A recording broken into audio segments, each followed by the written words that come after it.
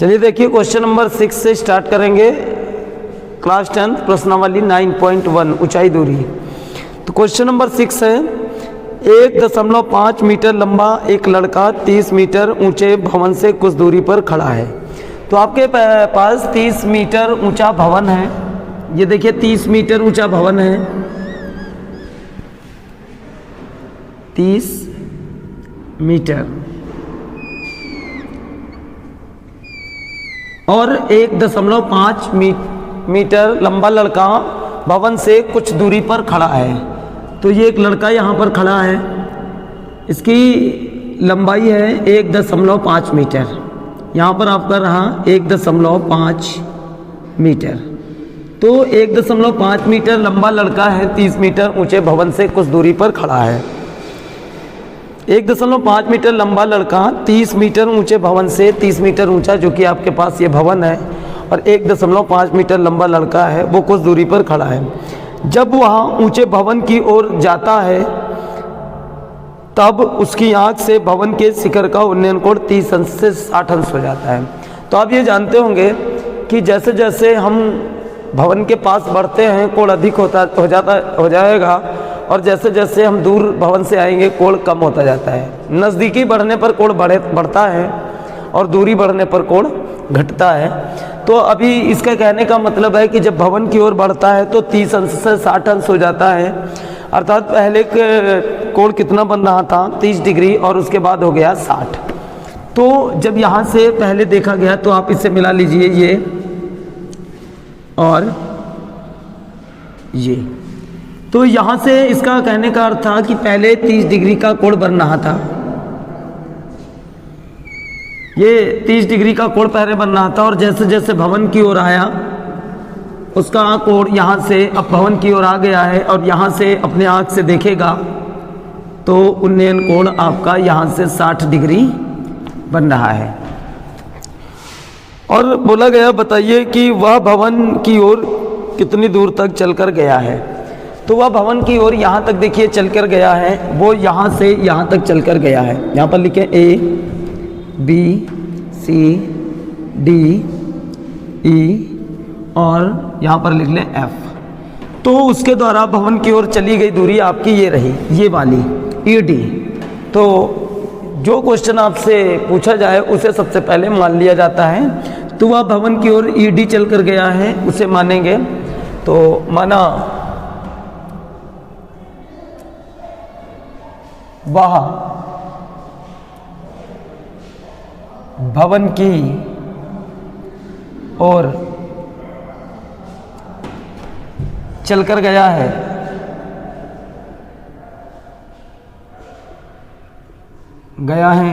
कितनी दूरी चलकर गया है, और वो आपकी है ED, और उसे मान लिया ED बराबर X मीटर। तो वह भवन की ओर चलकर गया है। देखिए ये वाली ED X मीटर मान ली। और आपको शायद इस बात की जानकारी होगी कि केवल उसे माना जाता है जो आपसे क्वेश्चन कहा गया है कि, और इसमें क्वेश्चन कहा गया है वो भवन की ओर कितनी दूर चलकर गया है। तो यहाँ पर हमने मान लिया है कि वो भवन की ओर ED दूरी चलकर गया है जो कि X मीटर है। उसके बाद हमें अपनी ज़रूरतें पूरी करनी पड़ेंगी। क्या ज़रूरतें होती हैं ऊंचाई दूरी लगाते समय? ऊंचाई दूरी लगाते समय सबसे बड़ी ज़रूरत आप इस बात को ध्यान रखें कि जैसे आपका यहाँ से एंगल देखा जा रहा हो, ये एंगल, अगर यहाँ से एंगल देखा जा रहा है तो यहाँ का समकोण जहाँ पर बनता है यहाँ से, तो वहाँ से ये दूरी और ये दूरी और ये दूरी आपको पूरी पता होनी चाहिए। इतनी दूरी भी पता हो और इतनी पूरी दूरी भी पता होनी चाहिए जितने भी भाग बन रहे हैं। और यदि नहीं दिया जाए और कुछ भी ना पूछा जाए उसे हम अपनी मर्जी से मान लेते हैं। तो पहले अपनी ज़रूरतें पूरी करते हैं। देखिए AE बराबर होगा CB, इसके बराबर ये होगा AE बराबर CB, तो 1.5 मीटर ये भी हो जाएगी, और यहाँ पर ये हो गई 1.5 मीटर ये भी हो गई। अब यहाँ पर पूरी आपकी दूरी पूरी 30 थी, तो 1.5 चली गई, 30 में से 1.5 ये वाली हो गई, तो ऊपर की AC कितनी बची? इसलिए आपकी AC बचेगी 28.5 मीटर। तो ये ऊपर की हो गई 28.5। AC। तो अब देखिए यहाँ तक कि अब हमें देखिए क्या क्या ज़रूरत पड़ेगा, और यदि हमें अन्य कोई चीज़ माननी पड़े तो उसे भी मानेंगे। ये कोण बनना है, यहाँ का कोण देखा जाएगा 90 डिग्री, तो इतनी दूरी पता होनी चाहिए और ये पूरी दूरी भी पता होनी चाहिए। तो इस चीज़ की ज़रूरत है, तो जो उसने क्वेश्चन किया है वो हमें ज़रूर मानना पड़ता है, लेकिन अपनी ज़रूरत के लिए हमें अगर अन्य कोई चीज़ माननी पड़े तो उसे भी मान लिया जाता है। इसलिए CD कितनी मान ली, माना CD बराबर H मीटर मान लें। तो ये हो गई भैया आपकी H मीटर, और अभी भी ज़रूरतें नहीं पूरी हुई क्योंकि यहाँ से इतनी दूरी पता है और ये पूरी दूरी भी पता होनी चाहिए। तो देखिए पूरी दूरी आपकी यहाँ से यहाँ तक EC है या AB कहें तो पूरी हो जाएगी H प्लस X मीटर, ये पूरी दूरी भी पता हो जाएगी। इसलिए ये पूरी दूरी भी आपको पता चल गई है। अब देखिए अब क्वेश्चन लगाना स्टार्ट जब करेंगे, जब भी आपके किसी भी आकृति में दो एंगल बनते दिखाई पड़े, आप केवल एक बात का विशेष ध्यान रखें, क्या कि जब भी दोनों एंगलों का प्रयोग करें तो हर बार उस निष्पत्ति का या उस चर राशि का मान ज्ञात करें जो आपको पूछा नहीं गया है, जो आपने अपनी मर्जी से माना है, अपनी मर्जी से ये माना था, दोनों से H निकालें। तो चलिए इसमें देखिए लंब है और आधार है, तो उस निष्पत्ति का प्रयोग किया जाता है जिसमें एक ज्ञात भुजा और जो एक ज्ञात नहीं है। देखिए इसमें लंब है और लंब ज्ञात है, आधार ज्ञात नहीं है। लंब और आधार आता है tan में, तो इस त्रिभुज में लगाएंगे, त्रिभुज इस वाले में लगा रहे हैं, इस वाले त्रिभुज में लगाएंगे एक ज्ञात वाली भुजा जो कि लंब है, और जो ज्ञात नहीं है वो क्या है, आधार। देखिए इस त्रिभुज में लगाएंगे त्रिभुज DCF में, त्रिभुज DCF में, त्रिभुज DCF में उस निष्पत्ति का प्रयोग करें tan थीटा बराबर लंब बटे आधार, लंब बटे आधार। अब यहाँ पर चूंकि थीटा 60 डिग्री का बनना है तो यहाँ पर हो जाएगा tan 60, और लंब आपका यहाँ पर रहेगा 28.5 इसका, और आधार H। तो लंब हो गया 28.5 और आधार कितना हो गया H। अब देखिए tan 60 का मान √3 होता है, ये √3 हो गया 28.5 और बटे H।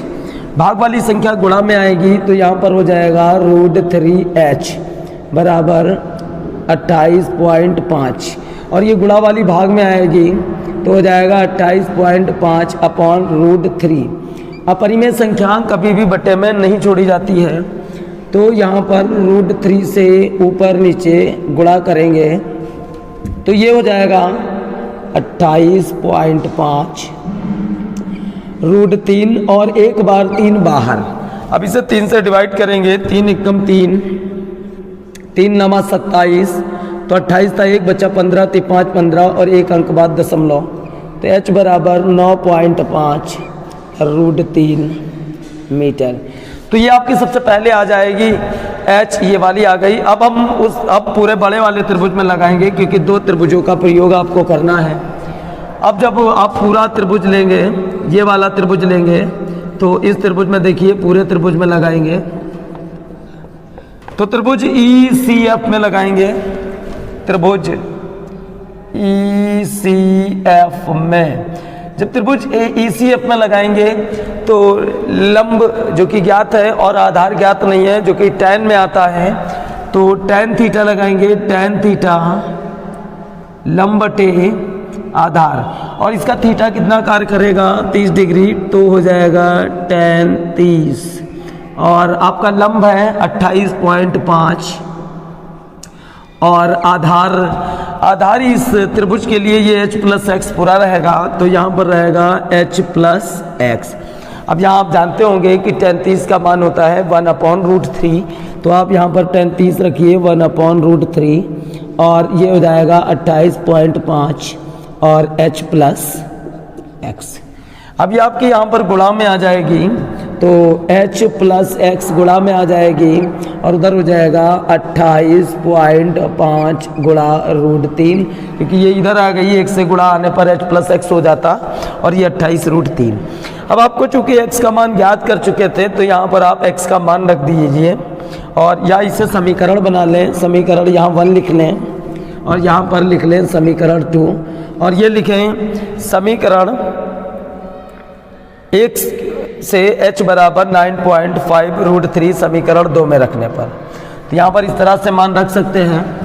लिखेंगे समीकरण 1 से h बराबर 9.5 √3 समीकरण 2 में रखने पर, समीकरण 2 में रखने पर। तो यहाँ पर समीकरण 2 आपकी h प्लस एक्स थी और h का मान यहाँ पर ये समीकरण 2 है, यहाँ पर इसका मान h का मान 9.5 और √3 रख देंगे। इसका मान रख दिया h का प्लस एक्स नोट कर ले, प्लस एक्स बराबर और इधर का लिखा था 28.5 और √3। तो ये अब इधर जाएगी माइनस की हो जाएगी तो हो जाएगा 28.5 और √3 माइनस 9.5 √3। अब आप √3 कामन ले लें। जब √3 हम कामन ले लेंगे तो यहाँ बचेगा 28.5 माइनस 9.5। तो जब हम 28.5 से यहाँ पर देखिए 28.5 से 9.5 माइनस करेंगे तो 5 से 5 गया 0 और यहाँ 2.5 लेंगे, 18 से 9 गया 9 और यहाँ बचा 1, 19.0 अर्थात आपका बचेगा 19। तो आपका √3 ये बचा और ये बचा 19, क्योंकि दशमलव के बाद का 0 हटाया जा सकता है। तो 19√3 मीटर हो जाएगी, 19√3 मीटर। जो कि आपको पूछा गया था कि वो भवन की ओर कितनी दूर चलकर गया है, x माना था, तो वह भवन की ओर 19√3 मीटर दूरी चलकर गया है, तभी उन्नयन कोण 30 अंश से 60 अंश हो गया है। तो आप लोग सभी लोग कापी पेन साथ लेकर बैठे हैं और अच्छी तरह से सीखने का प्रयास करें। काफ़ी सिंपल क्वेश्चन है। देखिए अगला क्वेश्चन अब देखेंगे, काफ़ी आसान क्वेश्चन होते हैं, बस थोड़ा सा ध्यान देना है आपको।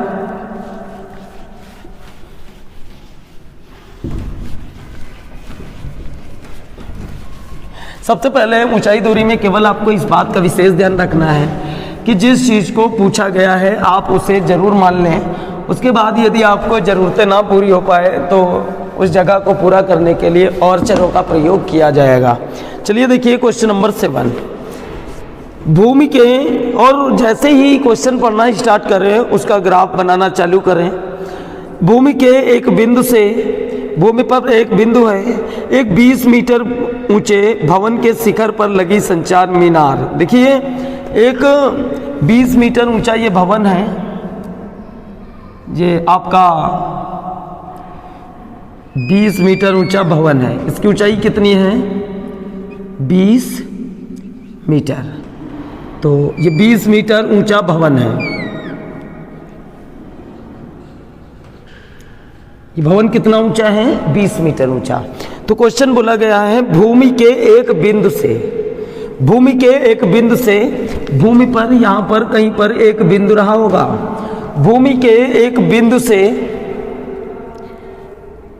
एक 20 मीटर ऊंचे भवन के शिखर पर लगी संचार मीनार, इसके शिखर पर एक संचार मीनार लगी है।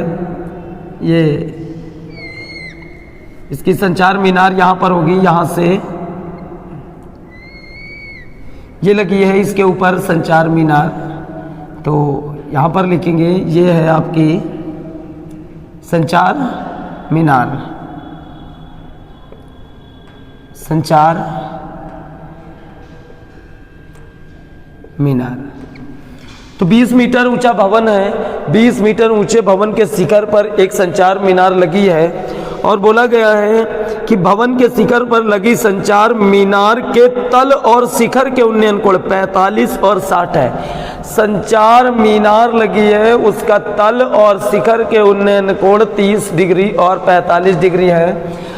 45 और 60 डिग्री के एंगल बने हैं। तो उन्नयन कोण जितना ही नज़र को उठाएंगे उतना ज़्यादा बनेगा। जब इसका तल देखा गया संचार मीनार का, चूँकि ये है तो पहले 45 डिग्री का कोण बनेगा यहाँ से, और जब उसे शिखर को देखा गया संचार मीनार का शिखर, तो यही एंगल आपका बनेगा 60 डिग्री। तो ये आपका कितना बनेगा, 60 डिग्री का एंगल बनेगा। अब बोला गया है मीनार की ऊंचाई बताइए, अर्थात संचार मीनार की ऊंचाई। तो सबसे पहले आपको कुछ नहीं ध्यान रखना है, बड़ी छोटी बात है। सबसे पहले केवल उस चीज़ को माने जो आपको क्वेश्चन में पूछा गया है। बोला गया संचार मीनार, यहाँ पर पॉइंट लिख लें A, B, C और D। तो ये है नहीं संचार मीनार की ऊंचाई। तो सबसे पहले मानेंगे संचार मीनार की ऊंचाई माना h मीटर है। संचार मीनार की ऊंचाई h मीटर है। तो यहाँ पर लिखेंगे माना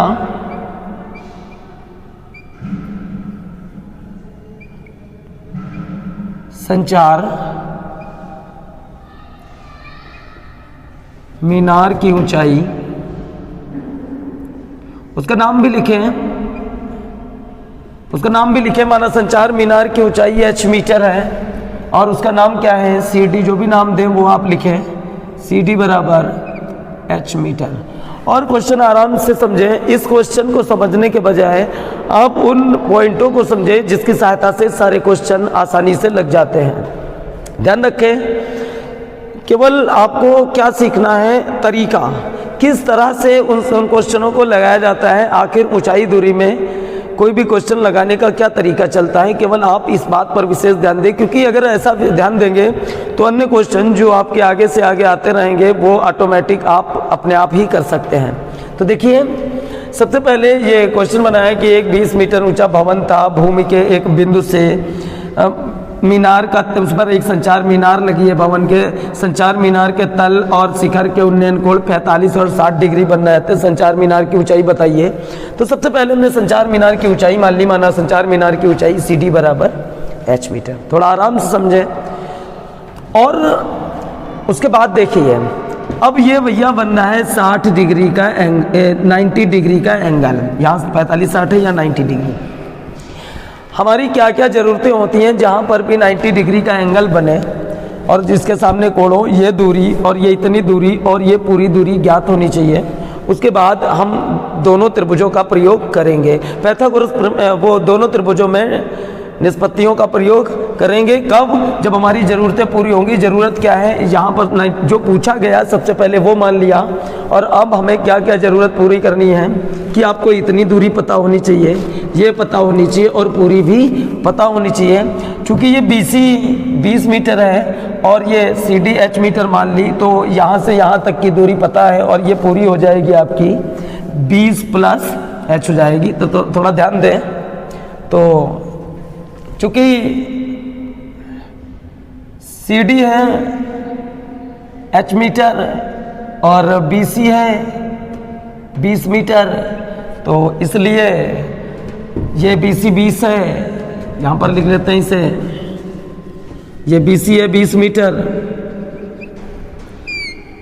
और CD मानी थी h मीटर, और ज़रूरत क्या है कि इतनी दूरी और पूरी दूरी ज्ञात होनी चाहिए। तो अब हम यहाँ से क्या करेंगे, पूरी दूरी ये CD हो गई h और ये पूरी 20, तो पूरी आपकी 20D हो जाएगी। BD कितनी हो जाएगी,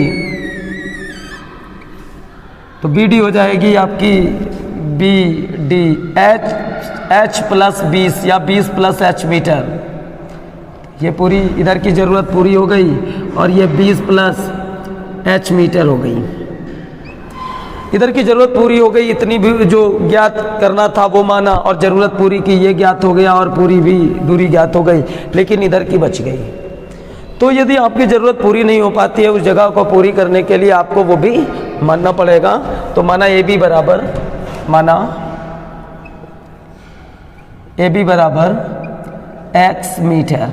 बस आपको अब लगाना कैसे है, ऊंचाई दूरी की मेन सबसे ज़रूरत क्या है कि उस निष्पत्ति का प्रयोग किया जाए जिसमें एक ज्ञात भुजा और एक ज्ञात ना है वो आ जाए। लेकिन जब भी आपके दो त्रिभुज बने, दोनों त्रिभुजों में आपको इस बात का विशेष ध्यान रखना है कि जो चीज़ आपने अपनी ज़रूरत पूरी करने के लिए मानी है उसी का मान दोनों त्रिभुजों से आपको ज्ञात करना है। चूँकि इसमें x माना है अपनी ज़रूरत के लिए, तो अब हम इस पहले छोटे वाले त्रिभुज में लगाएंगे। तो एक ज्ञात भुजा लंब पता है और आधार पता नहीं है, ये चूँकि tan में आता है। तो त्रिभुज ABC में देखिए, त्रिभुज ABC में tan थीटा बराबर लंब बटे आधार। तो एक ज्ञात वाली भुजा और एक ज्ञात नहीं है। थीटा आपका कितना है यहाँ पर 45 डिग्री, तो यहाँ पर आप रख दें tan 45। लंब आपका कितना है यहाँ पर त्रिभुज ABC में 20 और आधार कितना है x, 20 बटे x। tan 45 का मान कितना 1, 20 बटे x और यहाँ से गुणा में आएगा x बराबर 20 मीटर। तो यहाँ पर आ गई x बराबर 20 मीटर और इसे समीकरण नंबर 1 डाल दें। एक त्रिभुज का प्रयोग हो चुका है, अब हम करेंगे दूसरे त्रिभुज का प्रयोग ABD में। तो पूरा त्रिभुज लेते हैं, अब की बार पूरे त्रिभुज में प्रयोग करेंगे और x का मान रख देंगे उसमें कहीं पर भी जो आएगा। तो देखिए त्रिभुज ABD में, त्रिभुज ABD में, तो त्रिभुज ABD में लगाएंगे तो tan थीटा लगाएंगे, tan थीटा लंब बटे आधार। तो यहाँ पर देखिए tan थीटा बराबर लंब बटे आधार। तो यहाँ पर थीटा कितना डिग्री कार्य करेगा 60 डिग्री, चूंकि पूरा कोण 60 डिग्री था तो हो जाएगा tan 60। लंब आपका कितना है, पूरा लंब देखिए कितना है 20 प्लस h और आपका आधार कितना है इस त्रिभुज में, ये x है, तो ये x हो गया। अब आपके पास चूंकि x का मान पता है, चूंकि 20√3 है, पहले √3 का मान रखिए, tan 60 का मान √3 20 प्लस h अपॉन x। ये समीकरण 2 थी और इस तरह से लिखे। अब x का मान यहाँ पर रख देंगे और h का मान आ जाएगा। तो लिखेंगे समीकरण 1 से x बराबर 20, समीकरण 2 में रखने पर समीकरण 1 से x बराबर 20, समीकरण 2 में रखने पर, तो यहाँ से x के स्थान पर 20 रखेंगे तो आपका √3 था, 20 था प्लस h था और x के स्थान पर यहाँ कितना रखेंगे 20, x के स्थान पर 20। अभी भाग वाली गुणा में आएगी तो इधर बचेगा आपका 20 प्लस h, ये आपका कितना बचा 20 प्लस h और ये गुणा में आ गई 20√3। अब या तो आप ऐसे करें कि 20√3 हो गया और माइनस का 20 हो गया, उधर गया और h बराबर 20 कामन ले लिया, √3 - 1 मीटर। तो इस तरह से आप दे सकते हैं कि संचार मीनार की ऊंचाई 20 और ब्रैकेट में √3 - 1 मीटर। और यदि आप मान रखना चाहें वो भी आप मान रख लें। देखिए यदि आप मान रखना चाहें तो 20 तो ये रहा और √3 का मान 1.732 होता है, 1.732 होता है माइनस का 1, तो यहाँ पर आ जाएगा 20।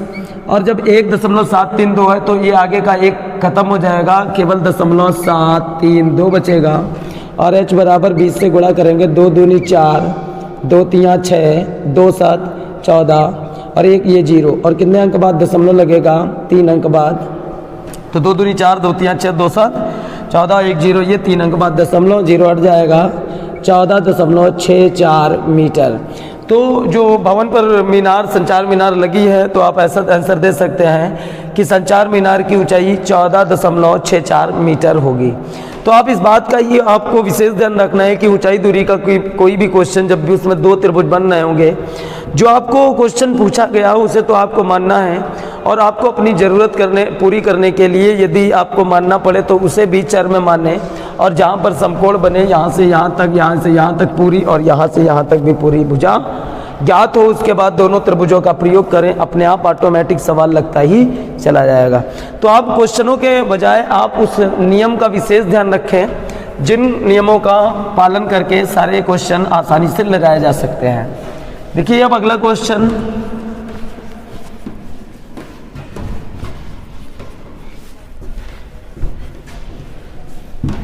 और बराबर तैयारी करते रहें और कापी पेन साथ में रखें। चूँकि आप कक्षा 10 के विद्यार्थी हैं तो ये वास्तव में है कि आपने पहले कभी नहीं सीखा होगा, और यदि आप कापी पेन साथ में लेकर सीखेंगे तो आप अवश्य सीखते चले जाएंगे। चलिए देखिए एक और क्वेश्चन देखिए। एक पेडिस्टल के शिखर पर, एक आपका पेडिस्टल है, उसके शिखर पर एक 1.6 मीटर ऊंची मूर्ति लगी है। एक भैया ये आपका पेडिस्टल है, ये रहा आपका पेडिस्टल। थोड़ा ध्यान दें तो ये आपका रहा पेडिस्टल। पेडिस्टल के शिखर पर 1.6 मीटर ऊंची मूर्ति लगी है। अब देखिए इसके ऊपर यहाँ पर ये आपकी 1.6 मीटर ऊंची 1.6 मीटर ऊंची मूर्ति लगी है। तो ये रही आपकी मूर्ति। एक पेडिस्टल है, पेडिस्टल ये रहा, और पेडिस्टल के शिखर पर 1.6 मीटर ऊंची मूर्ति लगी है। भूमि के एक बिंदु से मूर्ति के शिखर का उन्नयन कोण 60 अंश है। मूर्ति के शिखर का, भूमि पर ये आपका बिंदु रहा और मूर्ति का शिखर ये रहा, और यहाँ से आपका उन्नयन कोण कितने डिग्री बनना है? 60 डिग्री बनना है। यहाँ से कितना डिग्री बनना है? 60 डिग्री का कोण बनना है। तो ये आपका रहा 60 डिग्री का पूरा एंगल। तो जब मूर्ति के शिखर का उन्नयन कोण 60 डिग्री देखा गया और उसी बिंदु से पेडिस्टल के शिखर का उन्नयन कोण, चूंकि पेडिस्टल ये वाला यहाँ से यहाँ तक है और पेडिस्टल का शिखर का उन्नयन कोण कितना देखा गया? 45 डिग्री। तो ये भैया यहाँ से यहाँ तक 45 है, और ये पूरा आपका कितने डिग्री का कोण है? 60, और ये यहाँ से यहाँ तक का 45 है। चूंकि मूर्ति का शिखर यहाँ रहा, मूर्ति के शिखर का उन्नयन कोण 60 डिग्री है, और पेडिस्टल ये रहा इतना है, और पेडिस्टल के शिखर का उन्नयन कोण 45 डिग्री है। करो पेडिस्टल की ऊंचाई बताइए। तो सबसे पहले क्या करना है? देखिए क्वेश्चन समझने का प्रयास करें, जो बातें आपको मेन सीखनी है उस पर ध्यान दें। पहले आप ए बी सी डी, जो क्वेश्चन आपको पूछा गया है वो माने। बोला गया पेडिस्टल की ऊंचाई कितनी है, तो ये भैया मान लें कि पेडिस्टल की ऊंचाई h मीटर है। माना पेडिस्टल की ऊंचाई h मीटर, माना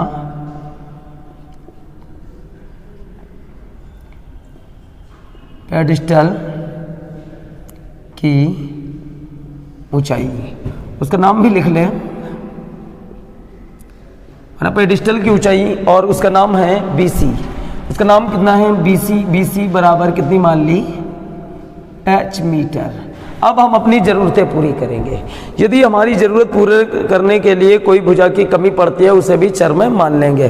तो देखिए यहाँ पर किस भुजा की कमी है, यहाँ देखिए यहाँ पर 90 डिग्री बना है, तो इतनी भुजा पता होनी चाहिए जो कि पता, और पूरी भी पता होनी चाहिए, क्योंकि 90 डिग्री पता है। तो ये सिस्टम होता है कि इतना पता हो और पूरी भी भुजा पता हो, जो पहले पूछा गया उस क्वेश्चन को माने। तो यहाँ पर पूछा गया पेडिस्टल की ऊंचाई, तुरंत पेडिस्टल की ऊंचाई h मीटर। तो अब अपनी ज़रूरतें पूरी करेंगे। ये h है तो इतनी पता है, और पूरी कितनी हो जाएगी? h प्लस 1.6 मीटर हो जाएगी। अब अगर लिखना चाहें तो ये लिखें, या डायरेक्ट ऐसे ही लिख दें। अगर लिखना चाहें तो ऐसे लिखें, चूँकि BC बराबर h मीटर, चूँकि BC बराबर h मीटर और CD बराबर 1.6 मीटर। तो ये h है और ये 1.6 है, तो पूरी BD कितनी हो जाएगी? h प्लस 1.6, इसलिए BD हो जाएगी h प्लस 1.6 मीटर। ये आपकी हो जाएगी। तो इधर की आपकी ज़रूरत पूरी हो गई, इतनी भी पता हो गई और पूरी भी पता हो गई। लेकिन 90 डिग्री बनाई ये भी पता होनी चाहिए। अब इसकी हमें ज़रूरत है तो इसे भी मान लेना चाहिए। माना AB बराबर x मीटर। तो यहाँ पर भैया x मीटर मान लिया है। अब आपको इस बात का विशेष ध्यान रखना है, जब भी दो त्रिभुजों का प्रयोग किया जाए तो दोनों त्रिभुजों से उसी का मान आपको ज्ञात करना है जो आपने अपनी ज़रूरत पूरी करने के लिए माना है। जब भी कभी दो त्रिभुजों का प्रयोग किया जाए और इसमें अपनी जरूरत पूरे करने के लिए आपने x माना है, तो दोनों त्रिभुजों में जब भी लगाएंगे तो दोनों त्रिभुजों से किसका मान ज्ञात करेंगे, x का ही ज्ञात करना है। यही बात आपको ध्यान रखनी है। चलिए हर बार x का मान हम ज्ञात करेंगे, क्योंकि जो हम अपनी ज़रूरत पूरी करने के लिए मानते हैं उसी का दोनों बार मान ज्ञात करेंगे। और इससे होता क्या है, क्वेश्चन काफ़ी आसान हो जाता है। देखिए कैसे होता है आसान, अगर आपको अच्छा लगे तो आप भी यही प्रयोग करें और हर बार उसी ने जब भी दो त्रिभुजों का प्रयोग करें और उसी का मान ज्ञात करें जिसको आपने अपनी ज़रूरत पूरी करने के लिए माना है। तो इसको ज़रूरत पूरी करने के लिए माना था तो दोनों त्रिभुजों से इसी का मान ज्ञात करें। और यदि आपको ये तरीका पसंद आए तो आप ज़रूर सीखें, और काफ़ी बढ़िया तरीका है क्योंकि इसी तरीके से सारे क्वेश्चन लगाए जाते हैं। चलिए यहाँ से भी x का मान ज्ञात करेंगे त्रिभुज ए बी सी में। त्रिभुज ए बी सी में तो एक ज्ञात tan लगाएंगे लंब और आधार। तो त्रिभुज ए बी सी में, त्रिभुज ए बी सी में tan थीटा बराबर लंब बटे आधार, चूंकि इस वाले त्रिभुज में लंब h है, त्रिभुज ए बी सी में लंब h और आधार x, तो h अपॉन x लिखें। लेकिन हम मान इससे x का ही ज्ञात करेंगे। अब tan यहाँ पर 45 डिग्री का कोण बन रहा था, तो यहाँ पर tan थीटा कितना हो जाएगा 45, और h अपॉन h भी ऐसे ही है, x भी tan 45 का मान 1, h अपॉन x, तो x बराबर h हो गया समीकरण नंबर 1। और ध्यान रखें इससे किसका मान ज्ञात किया है, x का। हर बार आपको यही बात ध्यान रखनी है कि उसी का मान आपको ज्ञात करना है जो आपने अपनी ज़रूरत पूरी करने के लिए माना है। तो यहाँ पर अपनी ज़रूरत पूरी करने के लिए माना था x, तो x का मान ज्ञात कर लिया। अब देखिए अब पूरे बड़े त्रिभुज में लगाएंगे ए बी डी में। अब पूरे बड़े त्रिभुज का प्रयोग कर रहे हैं, पूरे बड़े त्रिभुज का। तो यहाँ पर आपका त्रिभुज कौन सा है, त्रिभुज ए बी डी। तो यहाँ पर देखिए त्रिभुज ए बी डी में, त्रिभुज ए बी डी में लंब है और आधार है tan 60, tan थीटा बराबर लंब बटे आधार होता है। और इसका आपका थीटा 60 डिग्री काम करेगा, क्योंकि जब शिखर को देखा गया था मूर्ति के तो 60 डिग्री कोण बना था। तो यहाँ पर रखेंगे tan 60 और लंब आपका ये पूरा होगा, पूरा त्रिभुज है तो h प्लस 1.6, h प्लस 1.6 और आधार कितना होगा x, और आपको मान किसका रखना है x का। तो यहाँ पर √3 रख दिया है मान tan 60 का, h प्लस 1.6 अपॉन x। तो यहाँ पर आप समीकरण नंबर 2 डाल लें और मान किसका रखना है x का, या आप x का मान ज्ञात कर लें या x का यहाँ पर रख दें। तो समीकरण 1 से h बराबर x या x बराबर है समीकरण 2 में रखने पर। तो यहाँ पर लिखेंगे समीकरण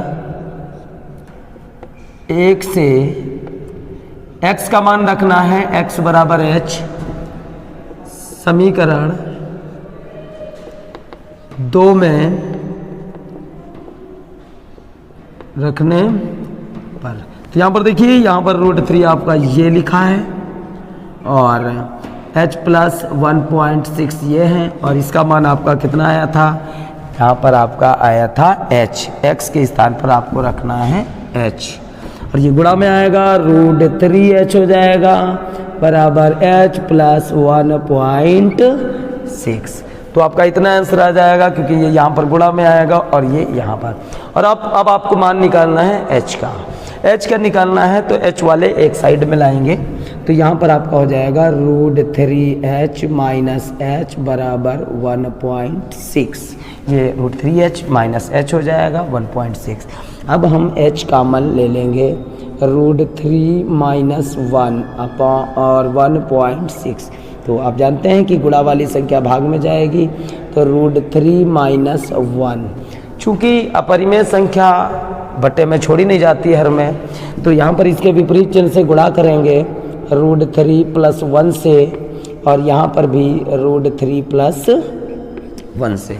अब आप देखिए तो अब आपका हो जाएगा h बराबर, देखिए ये 1.6 है, 1.6 ब्रैकेट में √3+1।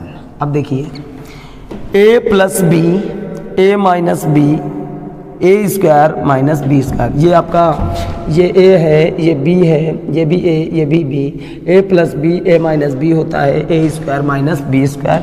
चूँकि आपने ये फार्मूला पढ़ा होगा, a square minus B square बराबर होता है a प्लस बी और a माइनस बी।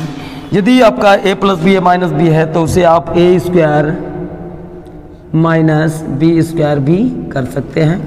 तो यहाँ पर हो जाएगा 1.6, और यदि आप मान रखना चाहें मान भी रख सकते हैं।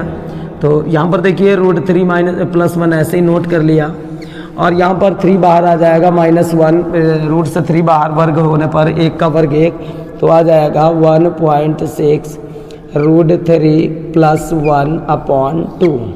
और अगर इसे काटना चाहें तो इसे काट भी दें, 2 × 2 = 2 × 8 = 16, लेकिन एक अंक बाद दशमलव लगेगा, h बराबर 0.8 √3+1 मीटर। इसलिए मूर्ति की ऊंचाई ऐसा लिख सकते हैं 0.8 ब्रैकेट √3+1 मीटर। और यदि और आप हल करना चाहें तो यहाँ पर देखें तो h बराबर 0.8 था, √3 का मान 1.732 होता है इसका मान, और इसका 1 ऐसे लिखे 1, तो ये हो जाएगा 0.8। अब 1.732 ये है और एक ये है, तो एक को हम 1.000 लिख सकते हैं और 1.732 जोड़ेंगे तो 2.732 हो जाएगा, तो 2.732 हो जाएगा। अब गुणा करेंगे 8 से, और 8 से गुणा करने के बाद दशमलव लगाएंगे। देखिए 8 दूना 16 का 6 हासिल लगा 1, 8 तियाँ 24 1 25 का 5 हासिल 2, 8 सत्ते 56 57 58 के 8 हासिल 5, 8 दूनी 16 और 5 21, 16 और 5 21, तो 8 दूनी 16 का 6 हासिल 1, 8 तियाँ 24 1 25 हासिल 2, 8 सत्ते 56 और 2 58 हासिल 5, 8 दूनी 16 5 21, 3 अंक इसमें और 1 अंक इसमें, 4 अंक बाद दशमलव, तो आप इतना लिख सकते हैं इतने मीटर, इतने, इसलिए पेडिस्टल की ऊंचाई 2.1856 मीटर होगी। तो काफ़ी आसान क्वेश्चन है, जब भी आप सीखें कापी पेन साथ में लेकर सीखें।